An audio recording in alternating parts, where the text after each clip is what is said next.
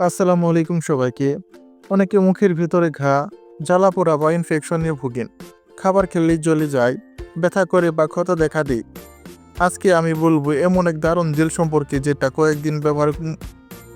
কয়েকদিন ব্যবহারে মুখের ঘা ও ব্যথা থেকে আরাম দেয়। এটার নাম হলো মাইকন জেল। বন্ধুরা, আপনারা যদি আমার এই চ্যানেলটিতে নতুন হয়ে থাকেন তবে অবশ্যই চ্যানেলটি সাবস্ক্রাইব করে পাশে থাকা বেল আইকনটি ক্লিক করুন যেন পরবর্তী ভিডিও সবার আগে দেখতে পান। বন্ধুরা, এই জেলের কাজ কি? এই জেল হলো একটি অ্যান্টিফাঙ্গাল ও অ্যান্টিব্যাকটেরিয়াল জেল।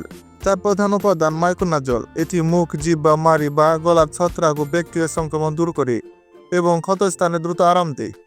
এই জেলের কাজ ও উপকারিতা উল্লেখ করা হলো: মুখের ঘা দ্রুত শুকিয়ে দেয়, খাবার বা পানীয় খেলে মুখে জ্বালাপোড়া কমায়, মুখের ভেতরে ছত্রাক বা ব্যাকটেরিয়া সংক্রমণ দূর করে, জিভ, মাড়ি বা গলার ভেতরে ক্ষত জায়গা আরাম দেয়, মুখের দুর্গন্ধ কমাতে সাহায্য করে, দাঁতের পাশে বা ডেন্টাল ইনফেকশন জনিত জ্বালা প্রশমিত করে, মুখ শুকিয়ে যাওয়া বা ঘায়ের কারণে ব্যথা উপশমে তাৎক্ষণিক সান্ত্বনা দেয়, মুখের ভেতর ইনফেকশন ছড়িয়ে পড়া রোধ করে।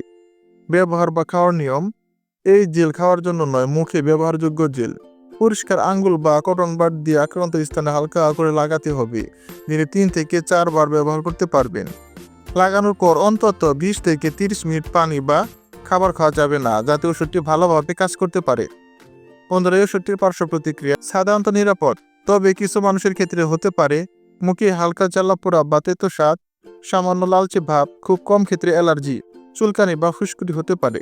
যদি এইসব সমস্যা বেশি দেখা দেয় তবে ডাক্তারের পরামর্শ নিতে হবে। বন্ধুরা, এই ওষুধটির দাম: বন্ধুরা, এই ওরাল জেলের দাম প্রতি টিউব 80 টাকা। এলাকা বা ফার্মেসি ভেদে কিছুটা দাম পার্থক্য হতে পারে। শেষ কথা, মুখের ঘা, ইনফেকশন বা জ্বালাপোড়ার মতো সমস্যায় এই জেল হতে পারে দ্রুত আরামের এক চমৎকার সমাধান।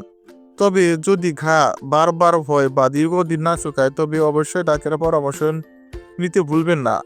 ভিডিওটি ভালো লাগলে লাইক দিন, কমেন্ট করে জানান আপনার মুখের ঘা সারাতে কোন জেল ব্যবহার করেন, আর চ্যানেলটি সাবস্ক্রাইব করে পাশে থাকুন। ধন্যবাদ।